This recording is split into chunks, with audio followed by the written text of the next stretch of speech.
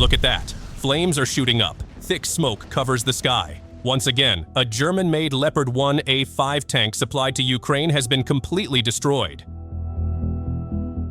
The latest footage from November 2nd shows the cause: an FPV drone deployed by the Russian Armed Forces 4th Separate Motorized Rifle Brigade. The drone hunted its target right in the heart of Konstantinovka. How many times did Russian attacks hit the Leopard before it was finally disabled? Keep your eyes on the story. Amid the turmoil of the ever-evolving battlefield in Ukraine, narratives of military resilience and innovation have taken center stage. Claims from major media outlets, which often tout Western technological superiority, are now confronted with harsh realities on the ground. Western tanks, though praised as tough, have proven far from invulnerable to deadly FPV drone threats. However, this resilience is often temporary, as seen in an incident where a Ukrainian Leopard 1 tank required 8 FPV strikes to be disabled and 3 more to be completely destroyed. A US-supplied Abrams tank suffered a similar fate, needing at least 6 FPV strikes to be stopped. This is not a story of dominance, but of adaptation and tactical superiority, now a hallmark of Russian military operations.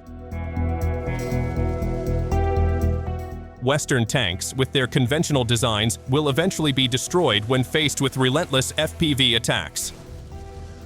This vulnerability is exploited by Russian FPV drones engineered to deliver maximum impact.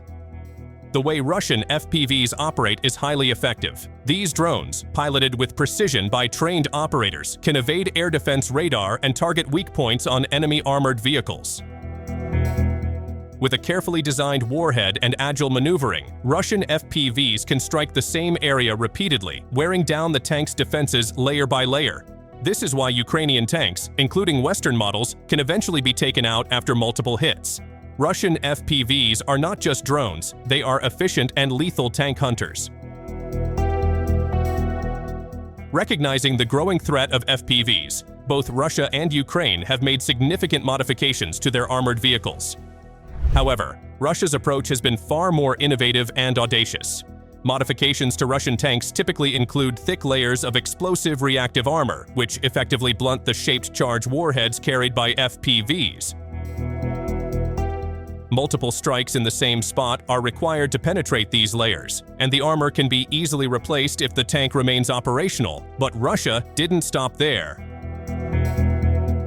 In 2024, they introduced what became known as the turtle tank or moving warehouse. These turtle tanks are encased in a complete armored shell that prevents the turret from rotating, most notably on breach vehicles that push mine rollers ahead of the attacking vehicle.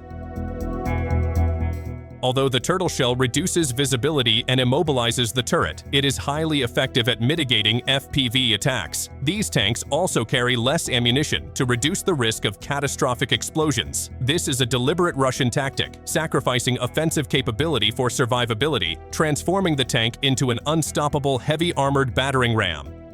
It demonstrates remarkable adaptation to the modern battlefield, where mobility and firepower must be balanced with maximum protection. Furthermore, Russian innovation is not limited to turtle-like armor. The metal shell has been replaced with protruding spikes, unlike traditional armor. These metal extensions are highly functional. FPV attackers will be pierced, deflected, or detonated before they get close enough to cause any real damage. The results are actually impressive. In July, a Russian monster tank was reported to require nearly 60 to 70 FPV attacks to stop. It even survived the heavy bomber Baba Yaga.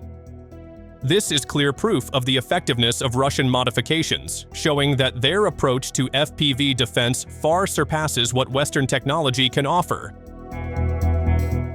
An important fact often overlooked is that even unmodified Russian tanks frequently have to be destroyed multiple times.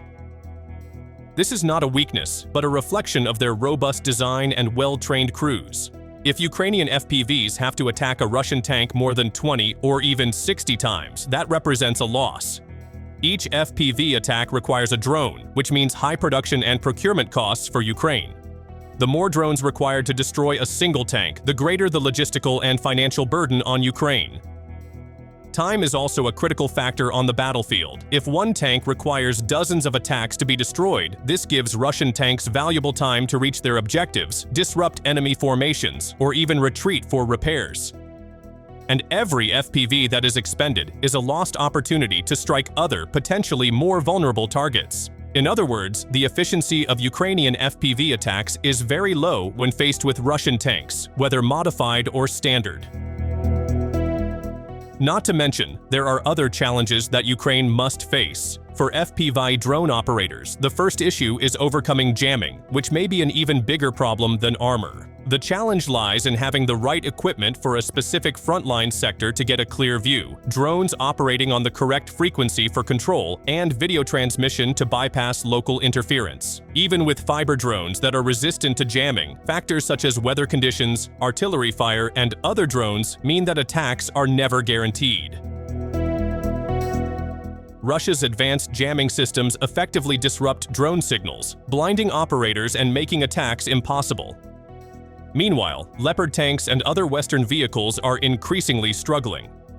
Not just the Leopard 1, even the Leopard 2A4 is ill-suited for the battlefield.